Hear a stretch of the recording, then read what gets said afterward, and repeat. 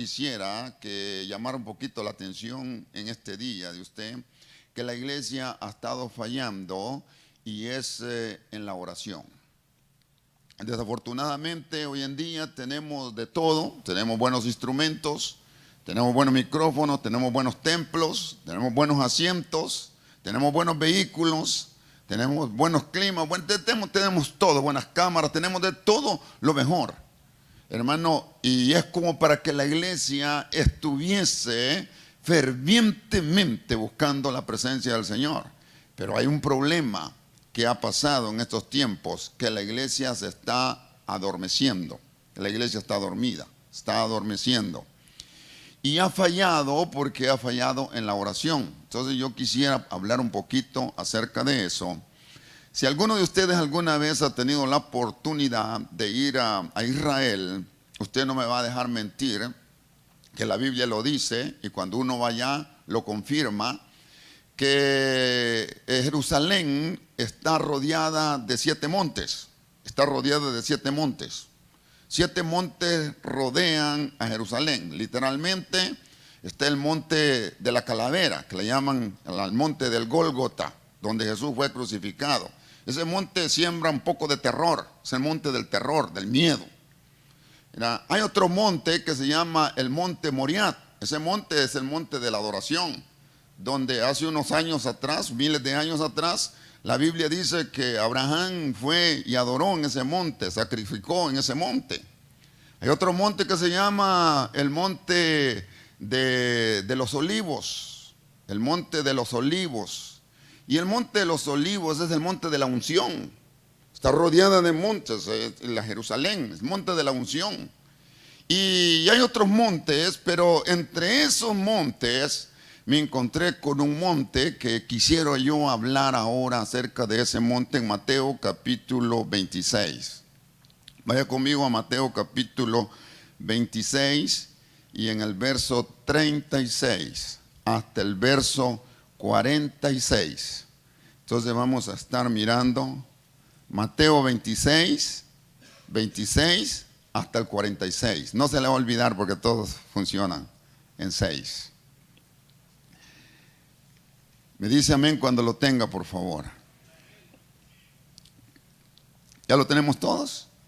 Yo me aseguro que todo el mundo, hermanos, los que están escuchando, tengan su Biblia y lo lean juntamente conmigo. No vaya a ser que yo me equivoque y usted se equivoque también juntamente conmigo. Entonces vamos a leerlo en el nombre del Señor Jesús, que dice así. Entonces Jesús llegó con ellos a un lugar que se llama Getsemaní. Diga conmigo, Getsemaní. Y dijo a sus discípulos: sentaos aquí mientras yo voy allá y oro.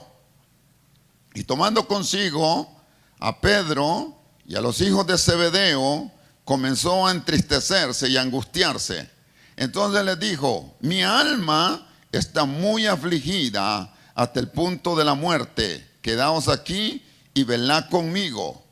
Y adelantándose un poco, cayó sobre su rostro, orando y diciendo: Padre mío, si es posible que pase de mí esta copa, pero que no sea como yo quiero, sino como tú quieras. Y vino entonces a los discípulos y los halló durmiendo, y dijo a Pedro: ¿con que no habéis podido velar, aunque sea 1 hora conmigo? Velad y orad, para que no entréis en tentación. El espíritu está dispuesto, pero la carne está enferma, o la carne es débil, dice esta versión. Apartándose de nuevo, oró por segunda vez, diciendo: Padre mío, si esta no puede pasar sin que yo la beba, que se haga tu voluntad. Y vino otra vez y los halló durmiendo, porque sus ojos estaban cargados de sueño. Dejándolos de nuevo, se fue y oró por tercera vez, diciendo otra vez las mismas palabras.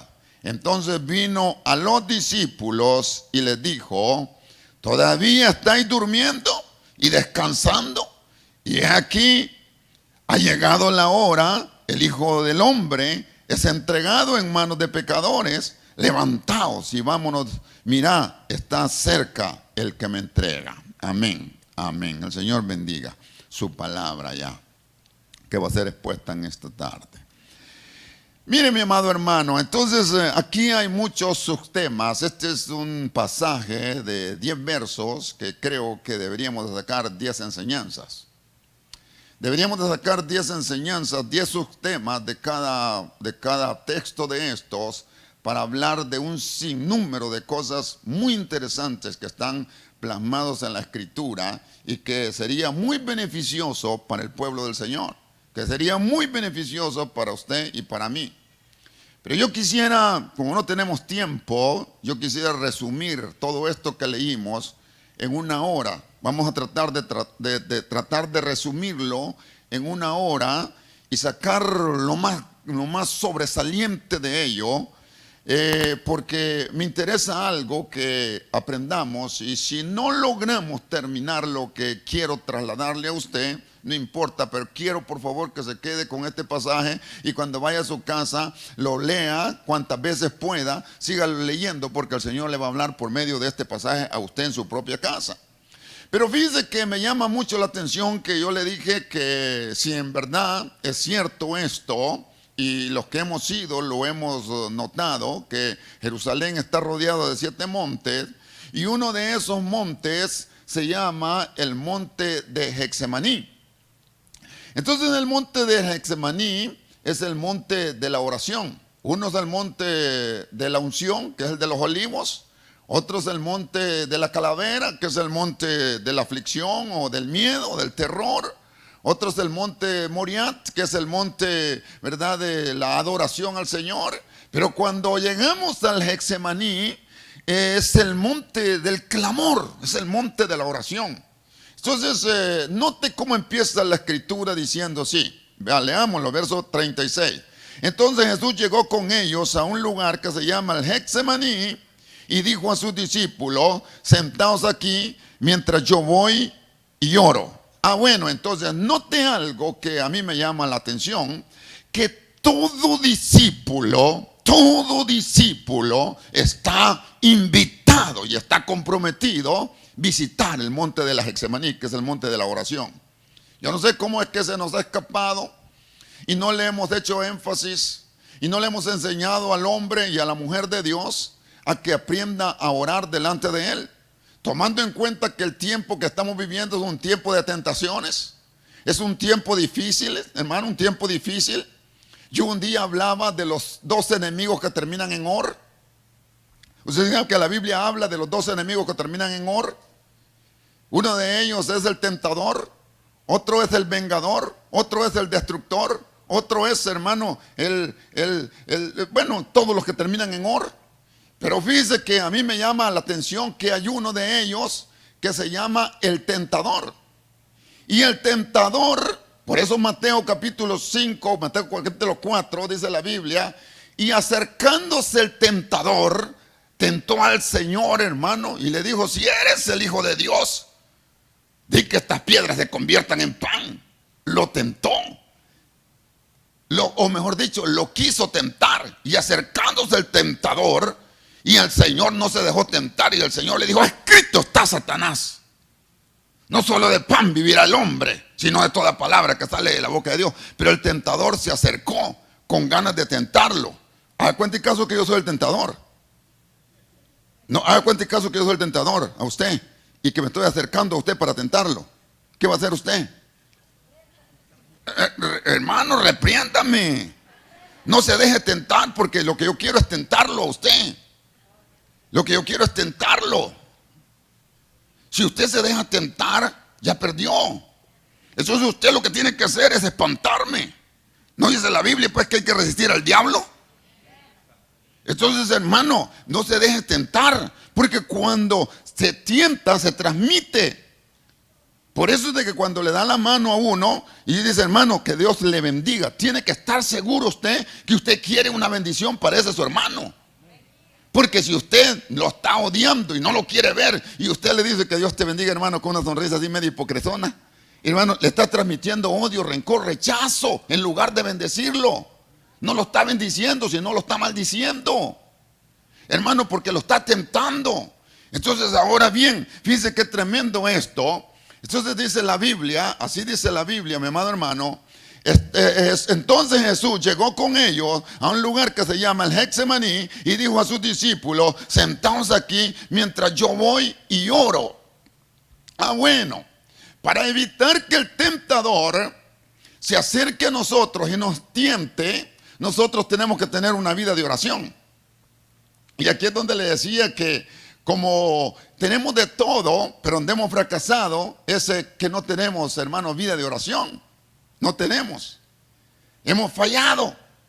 Entonces Jesús le enseñó a su discípulo que ellos necesitan estar en el Getsemaní. Y casualmente Getsemaní quiere decir prensa de olivo. O sea, en el Getsemaní habían fabricado ellos unas máquinas muy rudas de madera, donde cortaban, hermano, las uvas de los árboles de oliva y las traían, y en el Getsemaní ponían la aceituna, cortaban la aceituna y ponían la aceituna allí, y en ese monte, hermano, con la prensa prensaban la aceituna y salía el aceite.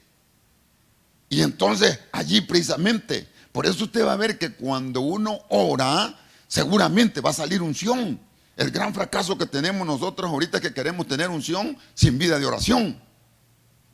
Entonces ahora muy bien, entonces fíjese bien, entonces ahora bien, ese monte el Señor lo escogió para vivir una vida de oración. Por eso usted va a ver que él, dice la Biblia, hacía cosas como por ejemplo, sanaba, liberaba y predicaba. El ministerio de Jesús rodaba en tres cosas. Estaba rodeado de tres cosas: de enseñanza y predicación, de liberación y de sanación. Por eso venían a él los enfermos y él, en el nombre de Dios o en el mismo nombre de él, hermano, sanaba al enfermo inmediatamente. Venían los endemoniados y él, en el nombre mismo de Dios o de él, echaba fuera a los demonios, hermano. Y después de eso predicaba y enseñaba, se dedicaba. Pero en las noches, dice la Biblia, pasaba orando al Padre, pasaba de rodillas al Padre, hermano, en oración con el Padre. Entonces él le dijo a sus discípulos: viene un tiempo que es el tiempo de la tentación. O sea, ese que termina en or, el tentador, va a tratar de tentarlos a ustedes. Es bueno de que ustedes permanezcan y conozcan en la vida de oración, conozcan el monte del Getsemaní, porque si no conocen el monte del Getsemaní, ustedes van a ser presa fácil del enemigo. Y entonces se llevó a sus discípulos. Ahora bien, empecemos. Entonces Jesús llegó con ellos a un lugar que se llama el Getsemaní, y dijo a sus discípulos: sentaos aquí mientras ustedes me ven que yo oro. Y así van a aprender ustedes. Por eso es que es terrible cuando nosotros, los adultos y los padres, no tenemos vida de oración y queremos que nuestros hijos sean buenos cristianos y buenos creyentes, y los hijos no nos conocen a nosotros como gente de oración. Por eso es que es terrible cuando nosotros, los pastores, ponemos carga a la iglesia. Lloren, hermano, y lloren, y nosotros no oramos. Nosotros tenemos que ser un ejemplo. Cuando usted vea que su pastor está orando y toda la cosa, no lo está invitando a usted a orar. Cuando usted vea que usted ora, sus hijos van a decir: mi papá y mi mamá oran, no solamente en la iglesia, oran en casa. Cuando ven que, hermano, usted dobla sus rodillas y pasa un buen tiempo delante de la presencia del Señor, esos niños van a tener un buen concepto suyo, porque lo ven y van a aprender de la misma manera. Entonces el Señor se llevó a sus discípulos y les dijo: a ver, mis discípulos, ustedes siéntense aquí, yo voy a orar. Y empieza a estar el Señor a orar y los discípulos sentados mirándolo. Pero anote esto. Entonces, mire pues, ahí los discípulos ya saben que su Señor es un hombre de oración, que su pastor es un hombre de oración, que su padre es un hombre de oración. Pero siga el verso que sigue más adelantito. Y tomando consigo a Pedro y a los hijos de Zebedeo, comenzó a entristecerse y angustiarse. Entonces les dijo: mi alma está muy afligida hasta el punto de la muerte. Quedaos aquí y velad conmigo. Bueno, mire, dentro de los 12 discípulos a quienes él está enseñando orar en el Getsemaní, por eso le dije yo, todos los discípulos tenemos que conocer el Getsemaní, y entonces agarra a 3 de ellos, que es a Pedro, a Juan y a Jacobo, porque Juan y Jacobo son los hijos de Zebedeo, ¿verdad que sí? ¿Estamos de acuerdo, verdad? Agarró a Pedro y a los hijos de Zebedeo, que Juan y Jacobo, y les dijo, yo quiero que ustedes vean. Yo dejo a los otros sentados aquí, que ellos vean, pero ustedes vénganse conmigo, y entonces yo quiero que ustedes velen, que no se vayan a dormir, porque este es un tiempo difícil. Quédense conmigo y hagan lo mismo que yo hago. Y entonces, pero quiero ministrarme con ustedes, porque se cree que Pedro, Jacobo y Juan era la crema innata del discipulado, o sea, eran los más líderes, los más altos, más capacitados. Entonces le dijo, yo me voy a ministrar con ustedes. Yo les voy a decir a ustedes lo que está pasando conmigo. Y usted lo ve en el verso 37. Tomando consigo a Pedro y a los hijos de Zebedeo, comenzó a entristecerse y a angustiarse. Y entonces les dijo, mi alma está muy afligida hasta el punto de la muerte. Quedaos aquí y velad conmigo.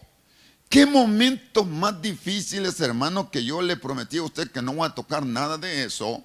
Pero aquí tendríamos que hablar acerca de la tristeza, cómo invade la tristeza, cómo es un hombre y una mujer en un estado de tristeza, cómo es, hermano, la angustia, por qué llega la angustia, qué sucede cuando un hombre o una mujer, hermano, vive una vida de angustia y de tragedia, cómo es la aflicción.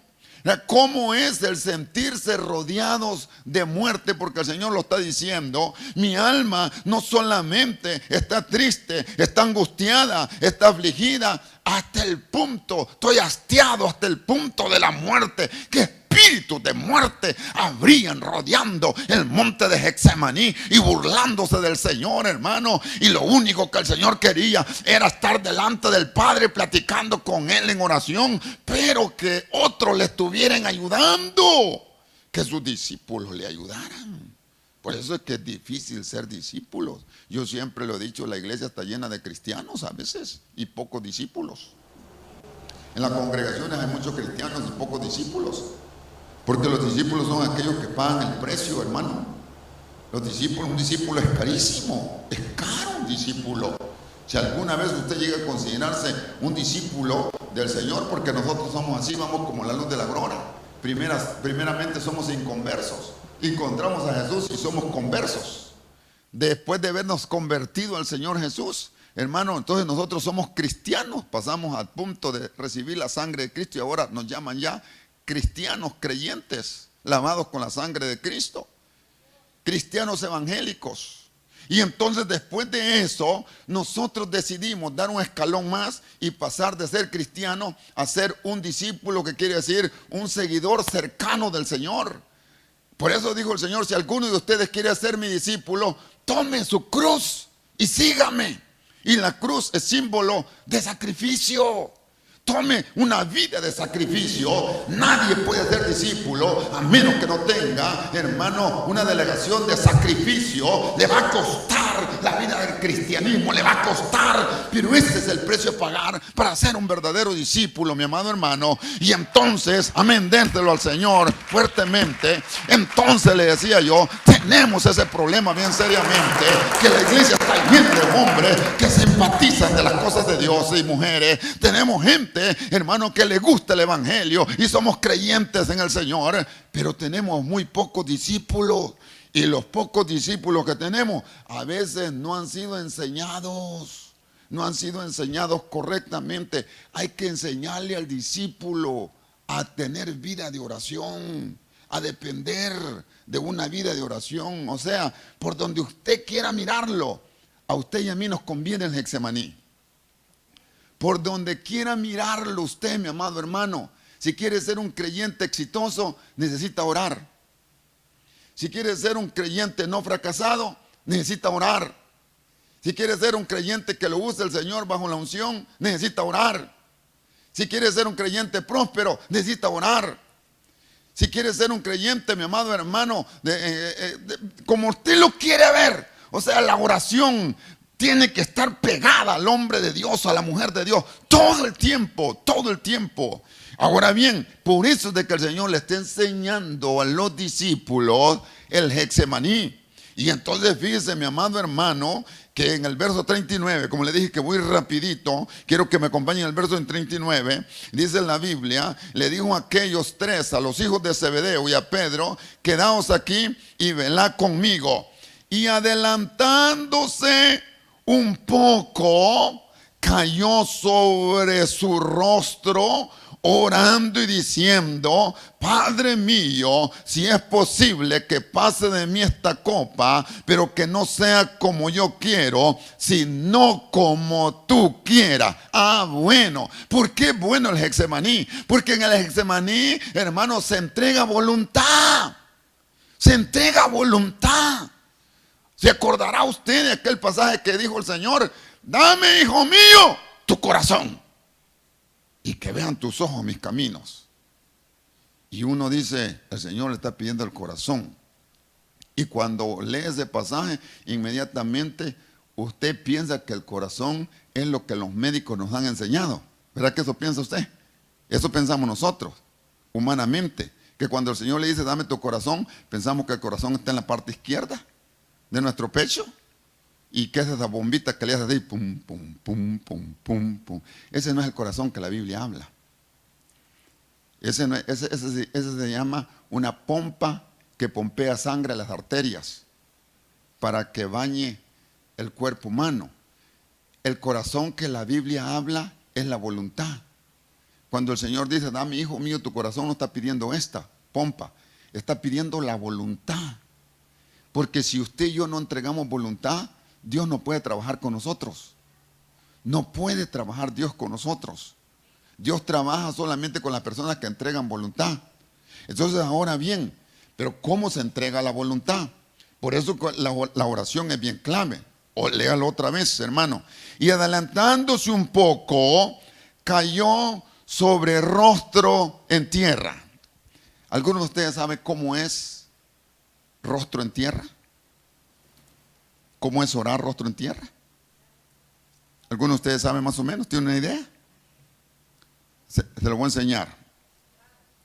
Rostro en tierra es hacer esto.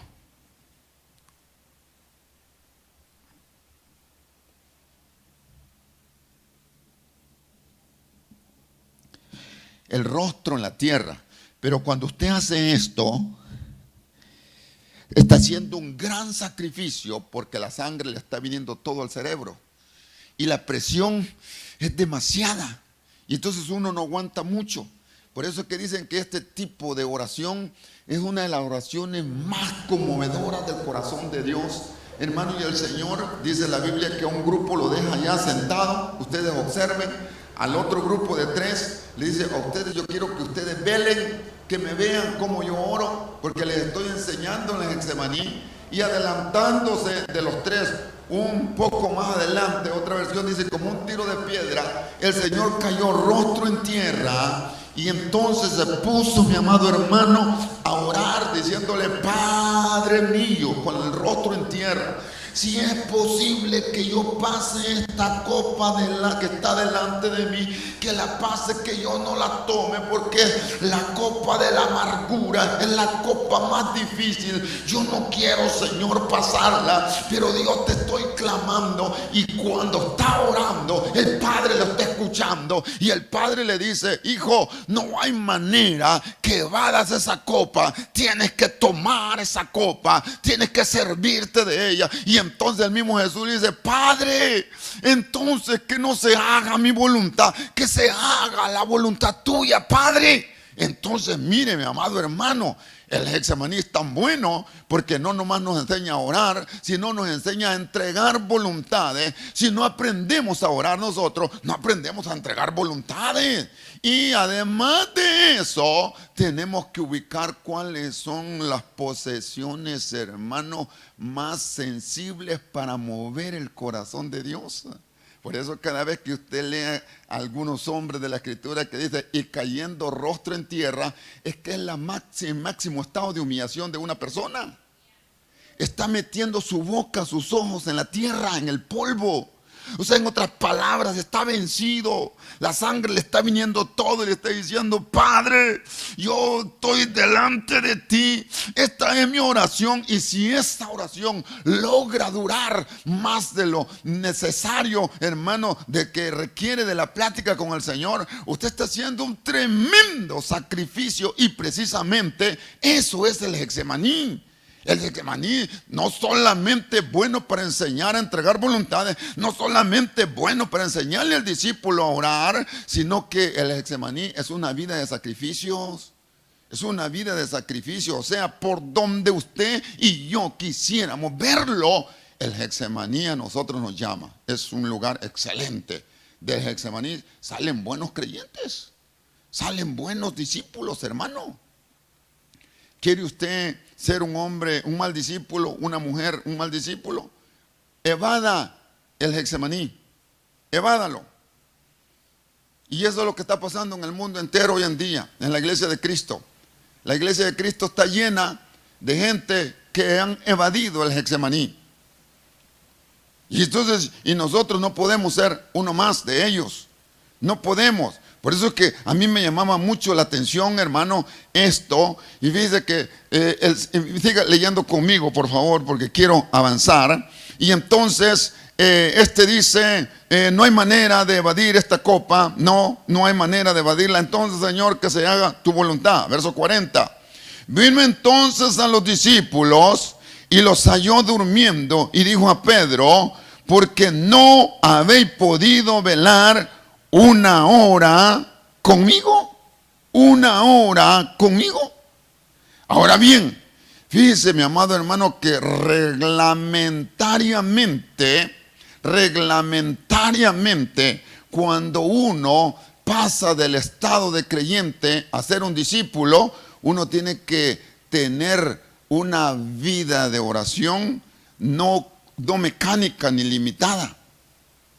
Porque la mecánica es 10 minutos y pone el reloj. Y a los 10 minutos usted se levanta. O a los 15 minutos. Usted se levanta porque mecánicamente se programó. Pero cuando es un discípulo que ya necesita usted depender de lo que Dios dice, de lo que Dios hable, de lo que Dios, hermano, decida hacer con usted, ya usted simple y sencillamente dobla sus rodillas y deja que el tiempo corra.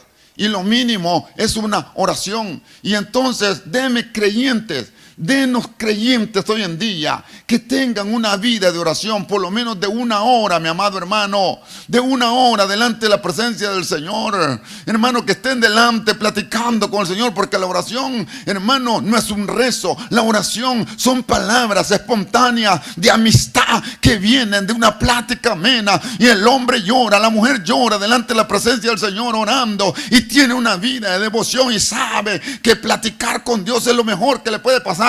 Y Dios le escucha y le está respondiendo. Y otra vez, mi amado hermano, otro día, de igual manera, él o ella sabe muy bien que necesita tener conversación, porque Dios se ha vuelto una persona amiga de él. Un personaje no mecánico, sino, mi amado hermano, verá, una persona que le habla, que le responde a la oración. Por eso es que ese es el grave problema que tenemos la mayoría de nosotros. O sea, yo estoy hablando con gente que es consciente hoy en día y que nos está mirando, que es consciente que nos hace falta vida de oración. Yo me exhorto a mí y yo le exhorto a todos aquellos cristianos, hermanos, que si queremos nosotros vencer las tentaciones, tenemos que tener vida de oración. Por eso viene, entonces, mire lo que está pasando acá en el verso 40. Vino entonces a sus discípulos y los halló durmiendo. ¿Usted sabía qué peligroso es dormirse? en el preámbulo espiritual. Dice en la Biblia que 3 dormidas hay allí. Hay tres veces se durmieron ellos. Y no podían. Y las razones están escritas también por las cuales ellos no podían conciliar ni tener vida de oración. Entonces, ahora bien, pero ¿qué pasa cuando uno se duerme? ¿Usted sabía que el peligro de dormirse en lo espiritual es mucho más grave que dormirse en lo secular? Por ejemplo, si usted tiene una compañía donde usted trabaja y usted entra a las 6 de la mañana y su compañía está a 1 hora de su casa, usted necesita poner el despertador a las 4 de la mañana, ¿sí o no? En lo que se arregla, en lo que hace el lonche, en lo que hace toda la cosa, ¿verdad? Entonces 1 hora y otra hora. Entonces usted, mi amado hermano, de manejo a donde va, son 2 horas y llega exactamente. Pero ¿qué pasa si usted se duerme 1 hora? Llega 1 hora tarde al empleo. Y la primera vez le van a llamar la atención. La segunda vez lo van a disciplinar. La tercera vez lo van a correr. Entonces, y eso va a perjudicar la parte económica y el desarrollo pues, de la vida que usted está llevando. Entonces eso va a ser trágico, eso va a traer algunas contracciones físicamente, familiarmente, a la economía, mi amado hermano, que algunas personas los han corrido precisamente por eso, solamente porque se durmieron, hermano. Pero mire pues, ¿qué será dormirse en lo espiritual? ¿Usted sabía que la Biblia habla? Por ejemplo, mire, vaya conmigo a Mateo capítulo 20. Vaya, ahí den unas vueltecitas atrás. Y mire esta tragedia. Mateo capítulo 20, versículo 20. En adelante. Me dice amén si ya lo encontró. Mire cómo dice. Entonces se le acercó la madre de los hijos de Zebedeo con sus discípulos, postrándose ante él y pidiéndoles algo. Y él les dijo, ¿qué deseas? Ella le dijo, ordena que en tu reino estos 2 hijos míos se sienten, el uno a tu derecha y el otro a tu izquierda. Pero respondiendo Jesús dijo, no sabéis lo que pedís.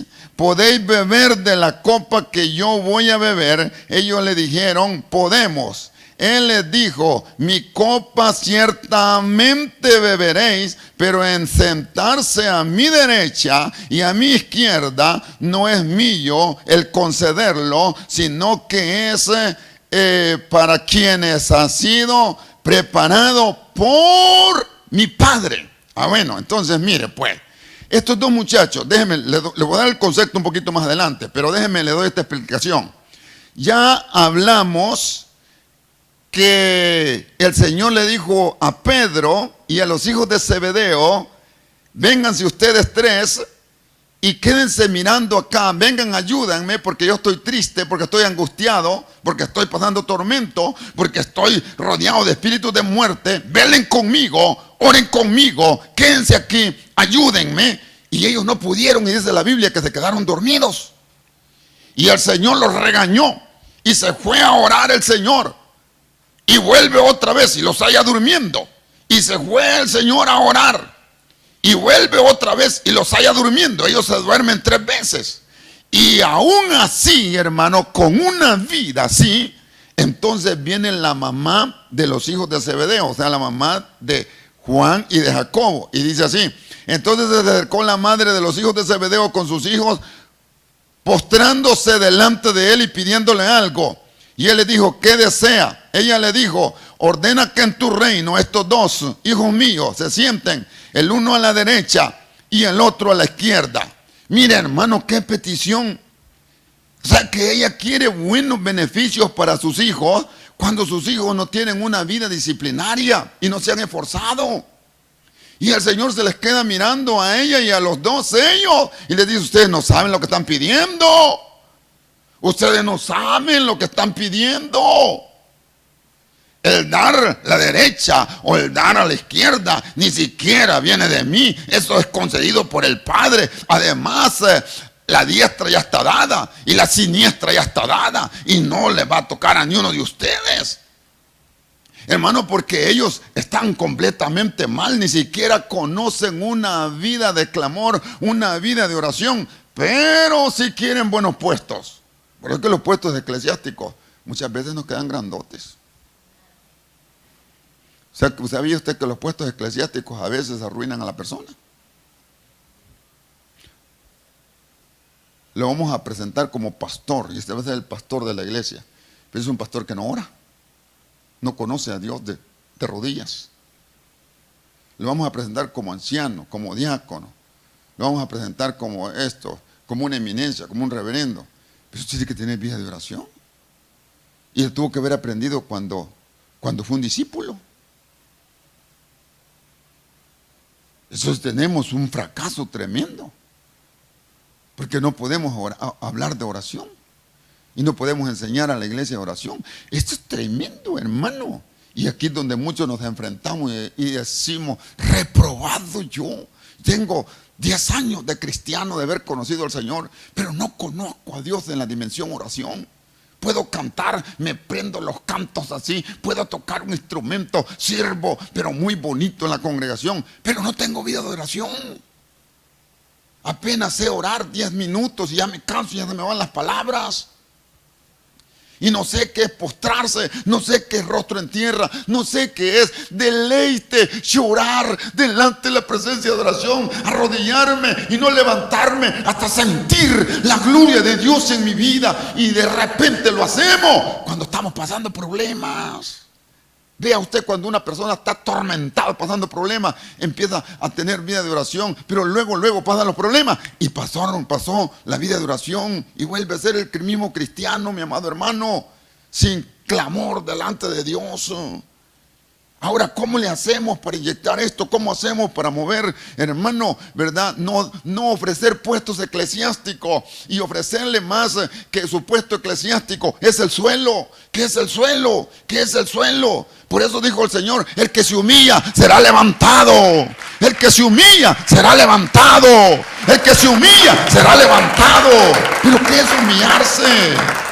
Humillarse es conocer el suelo. Humillarse, yo estoy afligido porque en todas las congregaciones pasa esto. Usted sabe que el culto más feo es el culto de oración. El culto de oración casi nadie llega. Llegan unos 3, 4 pelones.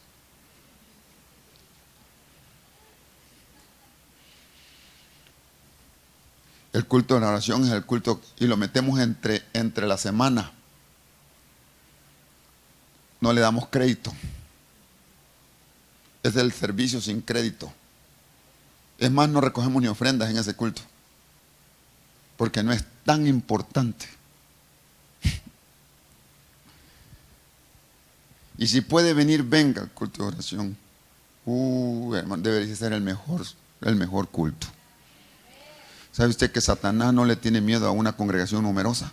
¿Qué le importa al diablo, hermano? Una congregación de miles de personas.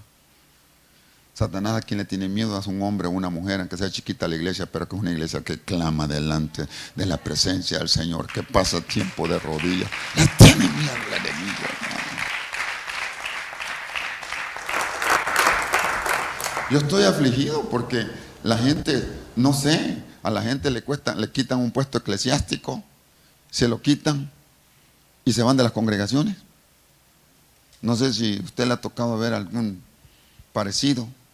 Será pura coincidencia. Le quitan un puesto, ya no va a hacer más de esto y se va de las congregaciones. Eso es bien frecuente, pasa eso en las iglesias. Como que un puesto eclesiástico lo mantenía de pie. Y cuando le quitaron el puesto eclesiástico de músico, de anciano, de diácono, de líder, de jóvenes, entonces ya se van de las iglesias. ¿Y por qué se fue? Porque le quitaron un puesto. ¿Eso lo mantenía? O sea, que no lo mantenía la oración. No se mantenía de pie porque tenía un contacto con el Señor. Hermano, estos quieren buenos puestos y no conocen a Dios. Está probado, ya lo probamos, que no conocían al Señor. La Biblia dice que se la pasaban durmiendo. ¿Y usted sabe cuál es el peligro de dormir? Ahora sí, Mateo capítulo 13. Vaya conmigo, Mateo capítulo 13. Le voy a enseñar el peligro de dormir, hermano amado. Y yo quisiera, por favor, despertarlo a usted juntamente conmigo, que nos despertemos ahora, porque si dormimos literalmente y nos dormimos, va a afectar de alguna manera, mi amado hermano. Pero si nos dormimos espiritualmente, usted sabe qué trágicamente es dormirse espiritualmente. ¿Y cómo me puedo dormir yo espiritualmente? Hermano, simple y sencillamente, no me pongan a orar. No me pongan a orar. Hermano, orá, velá y orá para que no entres en tentación. No me pongan a orar y ya soy un candidato a ser tentado por el diablo. El diablo me quiere tentar, se quiere acercar y me va a ministrar. Y la única manera que no lo logre es que yo me mantenga, hermano, velando y en oración, dice la Biblia. Pero mire el peligro de dormirse. Mateo capítulo 13, versículo 24, por favor, vaya conmigo al 24. Jesús le refirió otra parábola diciendo: el reino de los cielos puede compararse a un hombre que sembró buena semilla en un campo. Pero mientras los hombres dormían, vino su enemigo y sembró cizaña entre el trigo y se fue. Cuando el trigo brotó y produjo grano, entonces apareció también la cizaña. Y los siervos del dueño fueron y le dijeron: Señor, ¿no sembraste buena semilla en tu campo? ¿Cómo pues tienes cizaña? Y él les dijo: un enemigo ha hecho esto. Los siervos le dijeron: ¿quieres pues que vayamos y la recojamos? Pero él dijo: no sea que al recoger la cizaña arranquen también el trigo junto con ella. Ahora dejen que ambos crezcan juntos hasta la siega. Y en el tiempo de la siega le voy a decir a los segadores que recojan primero la cizaña y que la aten en manojo para quemarla. Pero el trigo hay que recogerlo y meterlo en el granero. Mire pues, en primer lugar, los siervos dormilones no les toca hacer el trabajo de separar la cizaña y el trigo. Ni en ese momento ni al final del tiempo. En el final del tiempo van a escoger a otros que agarren a la cizaña y la pongan en manojo y sea quemada. Estos pierden la oportunidad, siendo que fueron trabajadores invitados a trabajar en la obra del Señor. Entonces, ahora bien, pero ¿cuál fue el problema acá? Entonces viene el Señor y hermano, y con ellos se plantó el campo y hizo el campo, lo desmontó, lo preparó y sembró el trigo. Y le dijo: trabajadores, el trabajo de ustedes va a ser velar. El trabajo de ustedes va a ser estar en vela, estar orando. Cuiden la siembra, porque la siembra es preciosa. Lo que ha sido sembrado en la vida de ustedes es algo tan lindo que se considera trigo, y va a crecer y va a dar fruto y va a ser bueno, y cuando lo saquemos va a ser una ganancia completa y hay que meterlo en el granero. Pero él se fue y los trabajadores quedaron responsables de velar y orar. Pero dice la Biblia que los trabajadores se durmieron. Eso es como, por ejemplo, el Señor se fue y nos dijo a nosotros: ustedes son mis embajadores acá en la tierra, y nosotros somos embajadores de Él. Pero los embajadores se duermen. Entonces nosotros nos dormimos. Al dormirnos nosotros, viene el enemigo, que el Señor lo reprenda, que es el diablo, hermano. Y entonces siembra en el campo que fue preparado por el Padre, siembra cizaña. Uy, qué terrible es la cizaña. ¿Sabe que el trigo y la cizaña se parecen? Y es una muy mínima diferencia entre el trigo y la cizaña. Y entonces los trabajadores detectaron la cizaña, porque de alguna manera se detecta la cizaña. Y entonces cuando la detectaron, le dijeron: Señor, no sembraste buena semilla en el campo. Mira, está lleno de cizaña el campo. Hermano, qué horrible es una persona cizañosa. Cuando usted tenga una persona cerca de usted y esa persona esté sembrándole cizaña, repréndalo en el nombre del Señor inmediatamente. Le diga: no me traigas a mi cochinero, no me eches cizaña a mí. Yo no quiero llenarme de cizaña. Mi vida espiritual o mi vida física no me la quiero llenar de cizaña. No me hables de eso. No estoy preparado para poder soportar eso.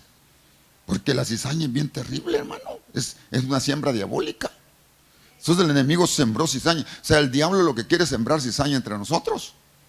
Pero mire, cuando el diablo encuentra esa posibilidad, cuando nosotros nos dormimos, ¿Está hablando literalmente eso? No, hombre, está hablando espiritual. ¿Y cómo es dormirme espiritualmente? No nos enseñen a orar. No nos enseñen a vigilar, no nos enseñen a estar en guardia, no nos enseñen a derramar nuestra alma delante del Señor. Por eso es problema hoy en día, mi amado hermano. La iglesia está enferma, hombre. Atiéndame lo que le estoy diciendo, mi amado hermano, porque ha sido el enemigo, porque se durmió, y al dormirse el enemigo ha sembrado una semilla diabólica, mi amado hermano, y ahora no hallamos qué hacer. Y entonces lo más terrible es que ahora tenemos que dejar crecer la cizaña juntamente con el trigo. Y por eso a veces no crecemos espiritualmente, porque queremos crecer y la cizaña no nos deja. Y hermano, lo que Pablo decía: miserable hombre de mí, queriendo ser lo bueno, termino haciendo lo malo. ¿Qué pasa conmigo? Dios, que veo en mis miembros una ley que se llama la ley del pecado. Mis miembros fueron vendidos al pecado y no pude ser separado de ello. Qué tremendo, hermano. Dice que a nosotros nos falta oración. Dígale a su vecino: nos falta oración a nosotros. Nos falta oración. No evada los cultos de oración. No los evada. No los evada. Es más, aprendamos a orar. Pero corremos peligro de dormirnos hasta 3 veces. Y 3 veces siempre es lo máximo. Por eso usted encuentra en la Biblia que dice: de cierto, de cierto, de cierto te digo. 3 veces. Que el Señor habla, pues. Habla. Si alguno es considerado en una falta, hay que llamarlo y regañarlo. Y si coincide, hay que llamarlo con testigos y regañarlo. Y si coincide, hay que expulsarlo. 3. O sea, hay 3 oportunidades. Por eso es que la Biblia habla, hermano, de la necesidad de la oración. Y aquí estamos nosotros mirando que estos se durmieron y la cizaña entró. Pero mire esto, pues, Mateo capítulo 25. Vaya a Mateo capítulo 25. Y ahí va a encontrar otro grupo de personas. Y sí me asusta un poquito más. Porque fíjese que todo tiene que ver con adormecimiento. Entonces, mire pues, ¿lo tiene? Mateo 25:1 en adelante. Entonces el reino de los cielos será semejante a 10 vírgenes que tomando sus lámparas salieron a recibir al novio. 5 de ellas eran insensatas y 5 prudentes, porque las insensatas, al no tomar lámpara, al tomar sus lámparas no tomaron aceite, pero las prudentes tomaron aceite en frasco junto con sus lámparas. Al tardarse el novio, a todas les dio sueño y se durmieron, hermano. Bueno, no solamente se durmieron 5, se durmieron las 10. O sea que nos podemos dormir aún teniendo lámparas. Escúcheme, hermano, no se me distraiga. Lámparas es revelación. Aún teniendo revelación de Dios, corremos el peligro de dormirnos. Y lámparas encendidas con aceite, aún teniendo unción, nos podemos dormir. Nos podemos dormir, porque a todas les dio sueño. Porque la medianoche es difícil, a todas les dio sueño y se durmieron. El problema fue que la Biblia dice que el novio apareció a la medianoche. A la medianoche aparece el novio.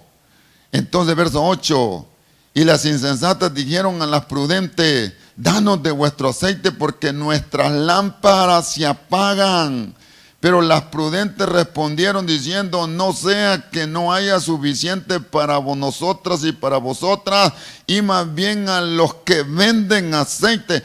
Bueno, este tiempo no solamente es peligroso, porque hay unos que están vendiendo la unción. Vayan a comprar unción allá. Y cuando compren, entonces, hermano, no va a ser que nosotros nos quedemos. Y cuando ellas fueron a buscar unción, dice la Biblia, el novio vino. Y las que estaban preparadas, hermano, se fueron con el Señor. O sea, yo le decía a la iglesia donde predico allá en unos días de esto: hermano, qué tremendo. Solamente de las 10, 5 se fueron y 5 se quedaron. ¿Sabe que eso es figurativo? ¿Sabía usted que la mitad de los creyentes se va a quedar en la gran tribulación y que solamente la mitad se va a ir? ¿Sabía usted que un alto porcentaje de creyentes que los vimos en nuestros asientos sentados, nosotros alabando y adorando al Señor, que los vimos sirviendo en privilegio, se va a quedar? Y ahorita todos decimos, me voy con Él, me voy al cielo, me voy en el arrebatamiento, me voy en el rapto, que es una palabra griega que quiere decir arrebatamiento. Me voy con Él, amén, y cantamos y nos vamos y nos vamos y nos vamos. Ah, qué bonito fuera que tuviéramos asegurado eso. Pero mire, mi hermano, la mitad de la iglesia se queda. La mitad de la congregación se queda. A Dios gracias, a aquellos hermanos les dio sueños y se durmieron. Pero cuando oyeron a medianoche que el novio llegó, se despertaron. Y algo que les valió es que tenían extra aceite en sus lámparas, dice la Biblia, hermano. Y volvieron a llenar sus lámparas y volvieron sus lámparas a brillar. Y dijeron, el novio salía a recibirle, él es. Mientras las otras, hermanos, sus lámparas apagadas casi, porque no tenían contacto, no tenían unción, porque no tenían, mi amado hermano, porque no tenían el Hexemaní, no tenían comunión con el Señor, no lo tuvieron. Es trágico lo que le estoy diciendo, atiéndame por favor. Es como para preocuparse, es para decir, mire, ir yo con el Señor cuando el Señor venga. ¿No será que me voy a dormir en mis laureles espiritualmente? Me voy a dormir. ¿Y sabe cuál es lo más tremendo? No sé cuánto tiempo tenemos, pero deme unos 2 minutitos más, hermano. Es de que lo más tremendo es que no nos han enseñado a orar a nosotros. Vaya conmigo, por favor, al Salmo 55, 16. Mire lo que dice el Salmo 55, 16. Este Salmo 55, 16 está bien tremendo. Porque aquí donde le enseña al hombre y a la mujer cómo vivir una vida práctica, pero de comunión con el Señor. Me dice amén cuando lo tenga. En cuanto a mí, a Dios invocaré y el Señor me salvará.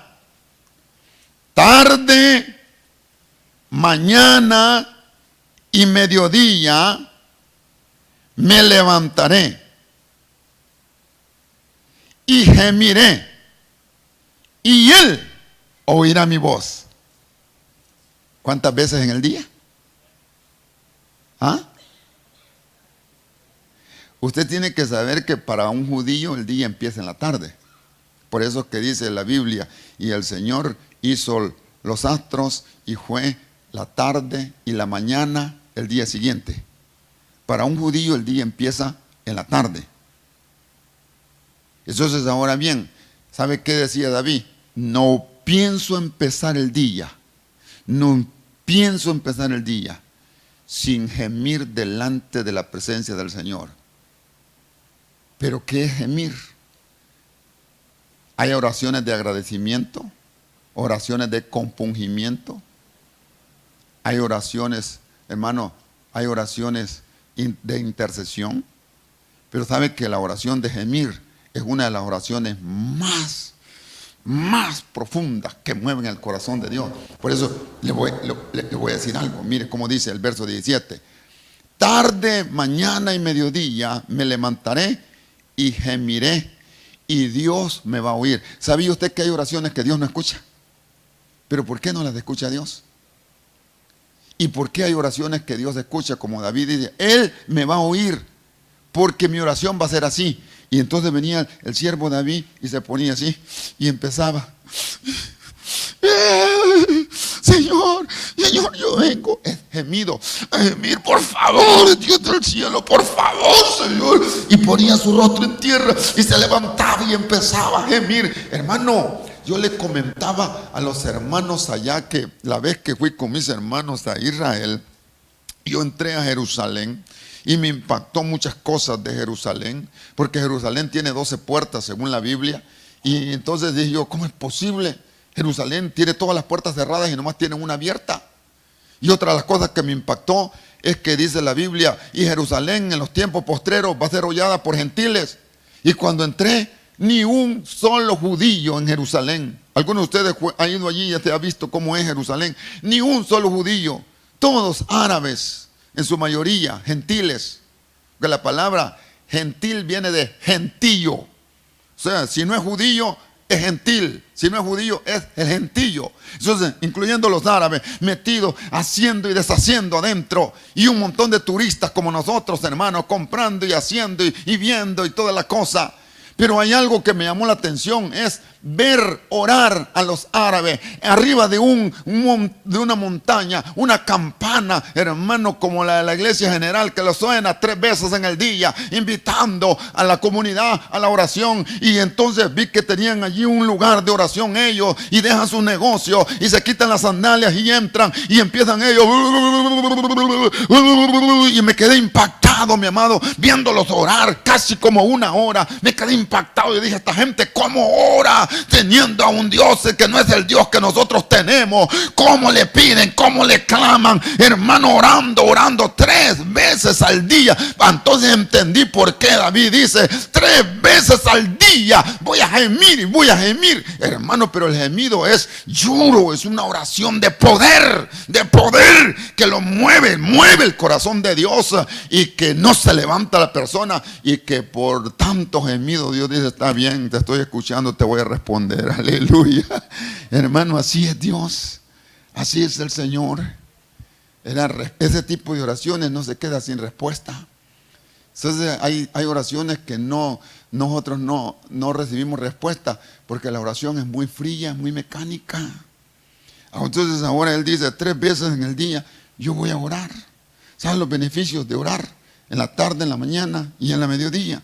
Vaya conmigo al Salmo 141, versículo 2. Así rapidito, Salmo 141, versículo 2. Y va a ver usted, hermano, qué dice la Escritura en el Salmo 141, verso 2.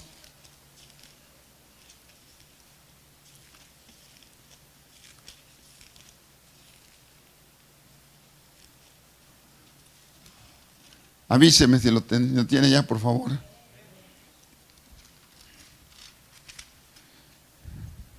Verso 1 y 2.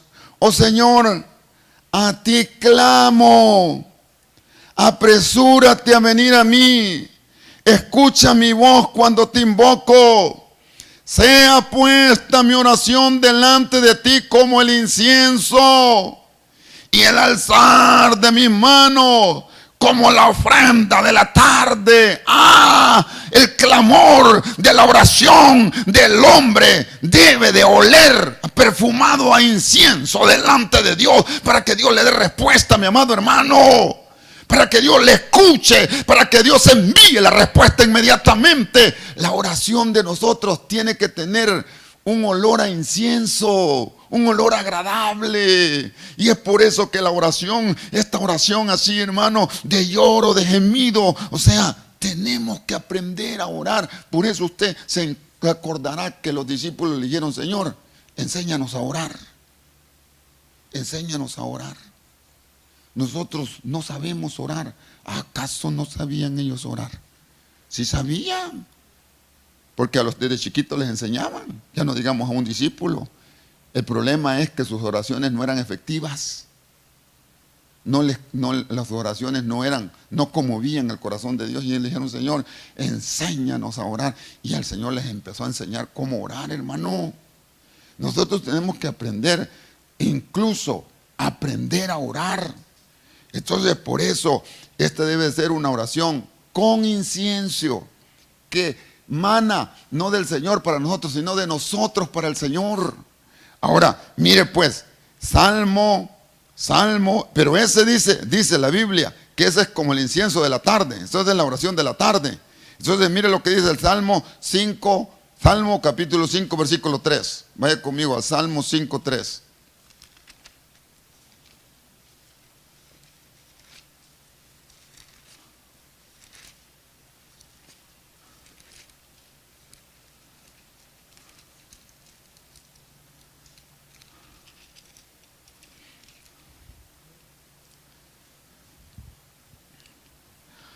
Oh Señor, de mañana oirás mi voz.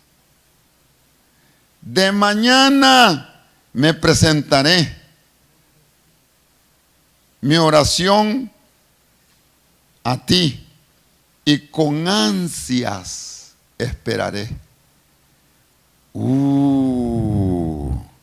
Estamos hablando que es una oración en un solo día.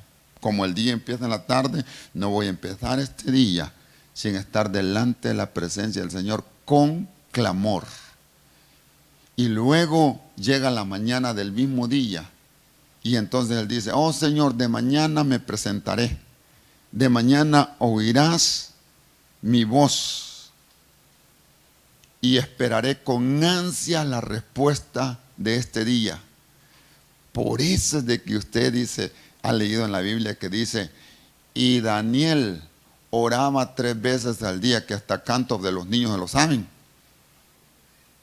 Y abría las cortinas rumbo a Jerusalén, frente a Jerusalén, y levantaba sus manos y oraba 3 veces al día, porque para un judío era agradable la oración, vivía de la oración.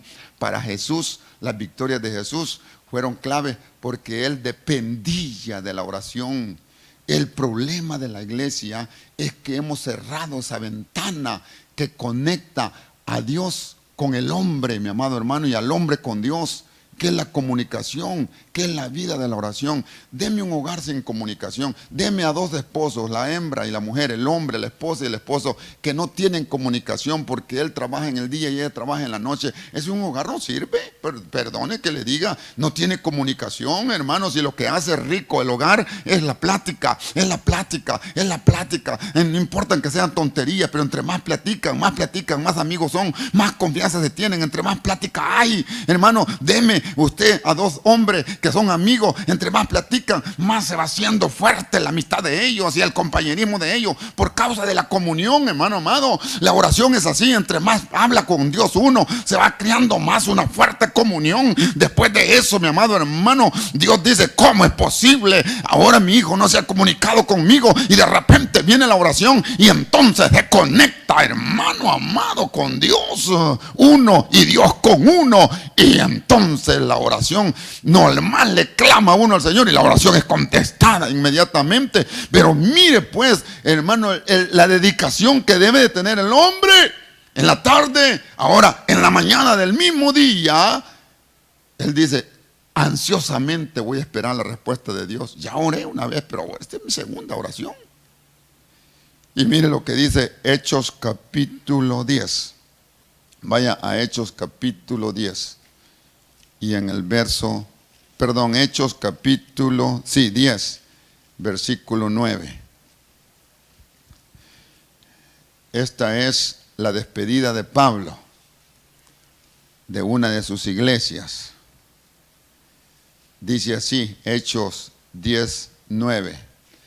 Al día siguiente, mientras ellos iban por el camino y se acercaban a la ciudad, de Pedro le dije, Pedro subió a la azotea a orar. Era como la hora sexta. Usted sabe que según el reglamentario, dice la Biblia, el Señor salió 5 veces a buscar obreros para trabajar en su viña. Salió a la primera hora, a la hora 9, a la hora sexta, a la hora tercera y a la hora 11, que literalmente lo ponemos nosotros 6 de la mañana, 9 de la mañana, la hora de oración, 12 del día, 3 de la tarde y 6 de la tarde, la hora 11 entre 5 y 6 de la tarde. Entonces, entre todos esos horarios, usted lo encuentra eso en la Biblia, entre todos esos horarios, no hay hora más difícil que la hora sexta. La hora sexta es terrible, mi amado hermano. La hora sexta, acuérdese que dice, en la hora sexta pasan muchas cosas feas, como por ejemplo el cansancio. Cuando los creyentes se cansan porque llegaron a la hora sexta. Y dice en la Biblia, y Jesús, cansado del camino, llegó al pozo de Jacob, y era la hora sexta. En la hora sexta es donde salen las tentaciones del sexo opuesto, porque apareció la samaritana ofreciéndose al Señor Jesús. Era la hora sexta. Y en la hora sexta se llega al pozo de Jacob. Y el pozo de Jacob es la usurpación, es lo que a uno no le corresponde. Son las cosas que uno usurpa, es en la hora sexta. La hora sexta está llena de cosas tan negativas que cuando los creyentes llegamos a la hora sexta y no tenemos una vida de clamor, entonces nosotros tenemos el gran peligro de fracasar, porque no tenemos un contacto. Entonces dice así la Biblia: al día siguiente, mientras ellos iban por el camino y se acercaban a la ciudad, Pedro subió a la azotea a orar, y era como la hora sexta. Tuvo hambre y deseaba comer, pero mientras le preparaban algo de comer, lo sobrevino un éxtasis y vio el cielo abierto y un objeto semejante a un gran lienzo que descendía debajo a la tierra por las cuatro puntas, y había toda clase de animales, cuadrúpedos, reptiles de la tierra y aves del cielo, volátiles, y oyó una voz: levántate, Pedro, mata y come. Bueno, entonces la hora sexta es bien peligrosa porque viene rodeada de volátiles, de reptiles y de animales cuadrúpedos, pero es buena porque es la hora donde Dios responde. Y entonces el Señor le dijo: Pedro, levántate, mata y come. Te estoy hablando, te estoy dando una autoridad, ve y hazlo, soy yo. Eso es lo bonito de la hora sexta, cuando una persona ora. Pero si no ora la persona, no recibe guianza de Dios, y lo que está mirando es un lienzo que viene de arriba. Y Pedro, aún con oración, le dijo: Señor, jamás ha entrado en mi boca cosa inmunda. Y Dios le estaba hablando del pueblo gentil: ve y levántate, ve y predícale a los gentiles, te envío a los gentiles. Y Pedro le dijo: no quiero a los gentiles. ¿Por qué cree que el Señor levantó al apóstol Pablo? Porque Pedro no quiso.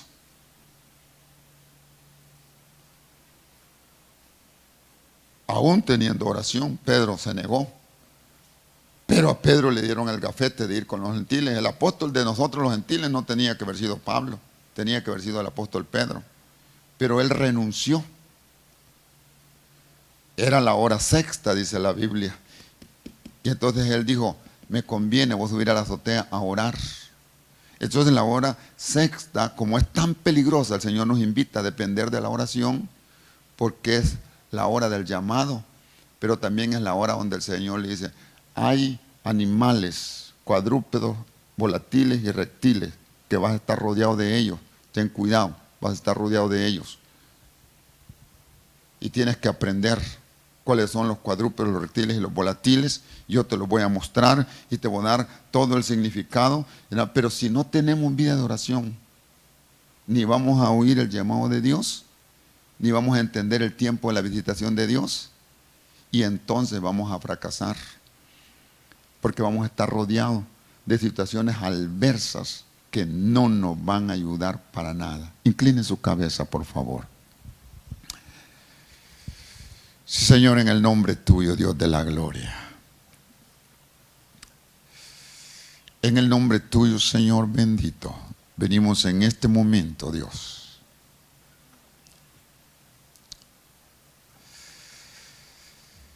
En este momento, Dios de la gloria, momento precioso de la culminación de este mensaje, venimos, Señor, pidiéndote, Dios del cielo, que traiga, Dios de la gloria, a la vida de nosotros, Señor, un fresco recordatorio, siempre como el que acabas de traer ahora. Porque a nosotros se nos olvida que somos personas súper necesitadas. A la iglesia se le ha olvidado, hermano. A los hombres y a las mujeres se nos ha olvidado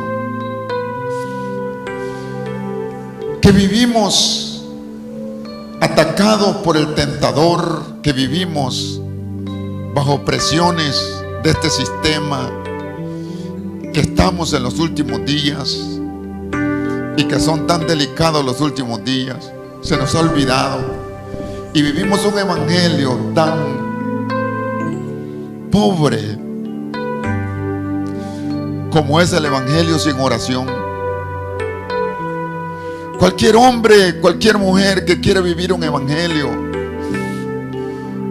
sin aprender a derramar su alma delante de Dios en oración, va a ser un hombre o una mujer pobre.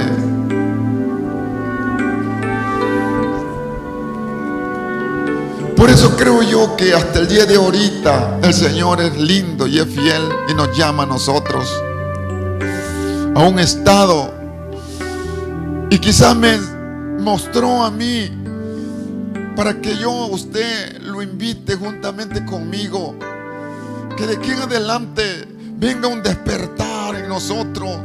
Yo sé que este tipo de mensaje no es motivacional, yo lo sé, perdone usted. No vine a motivarlo, vine a decirle por palabra del Señor que usted y yo necesitamos aprender a orar. Necesitamos tener vida de oración. A lo mejor no le agrade mucho, pero esto es lo que yo le pedí al Señor, que nos enseñara ahora cómo vivir de rodillas delante de Él. Entendemos que la venida del Señor está pronto. Entendemos por la Escritura y por los tiempos que los días son malos. Entendemos que el pecado, mis hermanos, está en la vuelta de la esquina. Entendemos que las tentaciones están allí hostigando al hombre o a la mujer de Dios.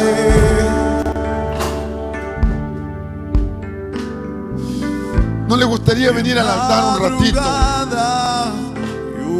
¿No le gustaría venir y decirle: Señor, aquí estoy, Dios, aquí estoy? Enséñame a ser un hombre, enséñame a ser una mujer, que de aquí en adelante yo me discipline a sacar tiempo para doblar mis rodillas y para poner mi rostro en tierra. Yo quiero aprender a ser un hombre de oración. ¿Cuántas veces, hermana, cuántas veces, hermano, no le has dicho: Señor, úsame? Y el Señor te dice: hijo, hija, te voy a usar. Donde Cristo pasa, donde Cristo pasa, algo va a pasar. Cristo está aquí, Cristo está aquí, Cristo está aquí, algo va a pasar. Sanó al enfermo, liberó al cautivo, restauró